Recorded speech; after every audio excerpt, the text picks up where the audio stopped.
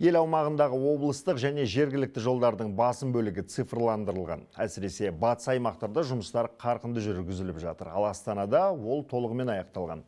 Қазақстан жол ғылыми зерттеу институтының ақпараты бойынша 16 000 шақырымнан астам жолға қатысты мәлімет бірыңғай электрондық жүйеге енгізілген. Ол не үшін қажет екен? Әріптесім Асылбек Тойбек тарқатып айтады.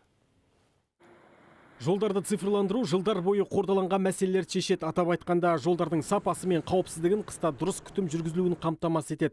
Әсіресе әкімдіктер үшін бюджетті жоспарлауда нақты мәлімет көзі.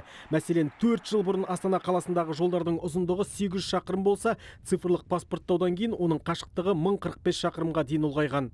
Жергілікті бір специалист өзінің жолда ТТП болады, немесе ол жерде проект жасайын деп жатыр, немесе ол жолда ақпарат қанша тротуар площади, жолдың ұзындығы деген сияқты ақпарат бірден алғысы келсе болса, ол келеді де компьютерін ашады, өзі кіреді де бірден ақпаратын алып, дер кезінде оны қолданылады. Бірыңғай электрондық базаның құрылуы бұрынғыдай қажетті мәліметтерді бума-бума қағаздардан іздеуден арылтты. GIS форматындағы бағдарламаға деректер түгел енгізілген. Ақтөбе қаласы бізге 650 шақырым деген ақпарат берді. Біз толық паспорт жасағаннан кейін 950 шақырым болды. Қарасаңыз 200-300 шақырым бізде жоқ. Ол есептелмеді. Сондықтан бізде жаңа күтіп ұстау мәселесі де, ол ақшасы деген сияқты қаражаты төмен болды.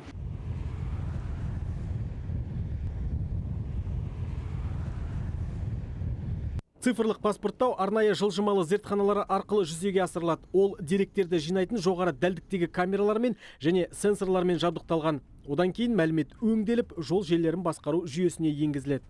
Асылбек Тойбек, Бекболат Базаров, Жібек жолы.